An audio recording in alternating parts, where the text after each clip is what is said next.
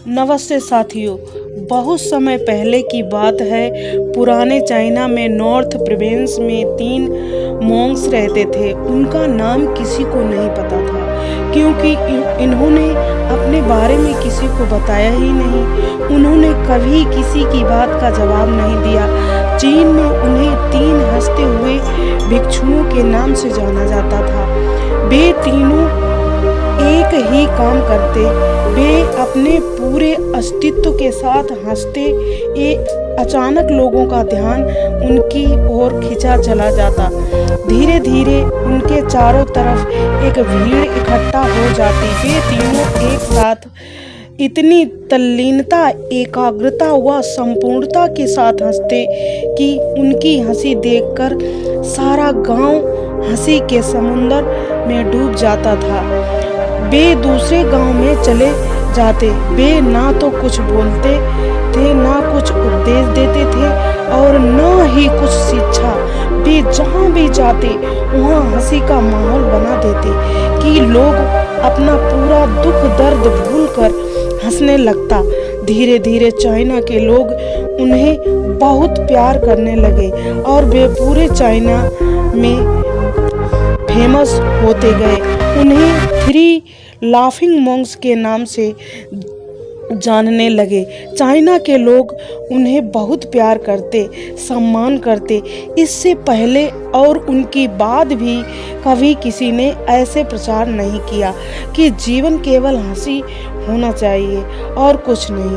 वे विशेष रूप से किसी पर भी हंसते बेबस हंसते थे, जैसे ब्रह्मांड में ही मजाक समझ लिया हो, सारी दुनिया मजाक को समझ लिया हो। उन्होंने पूरे चाइना में इतना आनंद फैलाया जितना आज से पहले किसी ने नहीं फैलाया।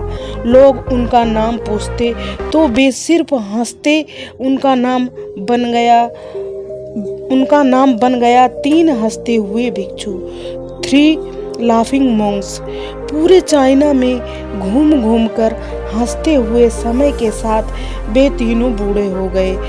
एक रात जब वो एक गांव में ठहरे हुए थे, उसी समय एक साथी की मौत हो गई। जब वो एक हो गए उन्हें तीनों में से एक भिक्षु की मौत हो गई। पूरा गांव स्तब्ध रह गया।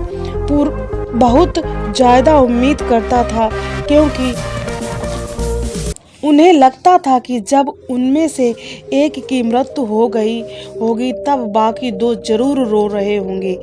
यह देखने लायक होगा क्योंकि कभी किसी ने इन लोगों को रोते हुए नहीं देखा था।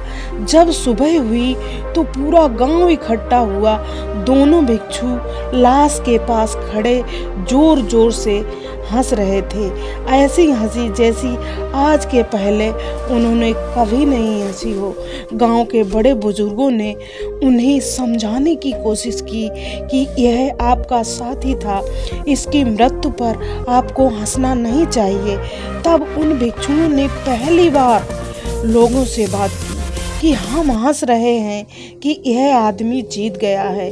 हम सोचते थे कि पहले कौन मरेगा, लेकिन इस आदमी ने पहले मरकर हमें हरा दिया। हम अपनी हार व इसकी जीत पर हंस रहे हैं। इसके अलावा यह कोई वर्षों से हमारे साथ रहा। हम एक साथ हंसे। हमने एक दूसरे की मौजूदगी का आनंद लिया। उसे अंतिम विदा देने का बेहतर तरीका और क्या हो सकता है। हम केवल हंस सकते हैं, लेकिन पूरा गांव उदास था। जब मृत भिक्षु को अंतिम समय चिता पर लिटाया गया तब सारे गांव वालों को एहसास हुआ कि दोनों भिक्षु मजाक नहीं कर रहे थे। वह तीसरा जो मृत था वह भी हंस रहा था। चीन में यह प्रथा थी कि जब किसी व्यक्ति की मृत्यु हो जाती थी तो उसके पुराने कपड़े उतार कर उसे नहला धुलाकर उसे नए कपड़े पहना दिए जाते थे। लेकिन मरने से पहले उस भिक्षु ने अपने साथियों से कपड़े न बदलने के लिए कहा था। तीसरे भिक्षु ने कहा था कि मुझे स्नान नहीं करवाना, क्योंकि मैं कभी अशुद्ध हुआ ही नहीं। मेरे जीवन में इतनी हंसी आई कि कोई अशुद्धता जमा ही नहीं हो सकी। मैंने कोई धूल जमा नहीं की है। हंसी हमेशा ताज़ा होती है, इसलिए मुझे नहला कर मेरे कपड़े नहीं बदलना। जब उस तीसरे भिक्षु के शरीर पर आग लगाई गई तो गांव वालों को पता चला कि मरने से पहले उस भिक्षु ने अपने पुराने कपड़ों में चीनी पटाखे छुपा कर रखे थे, जो आग लगने के बाद फटकर आसमान में रंग बिरंगे कतारों में फैल गए। और यह देखकर पूरा गांव जोर जोर से हंसने लगा। तो इस तरह वह तीसरा मोंक्स मरने के बाद भी सारे गांव वालों को हंसा गया। यह देखकर दोनों भिक्षुओं ने कहा, चालाक आदमी, तुम मर चुके हो, तुमने हमें एक बार फिर हरा दिया।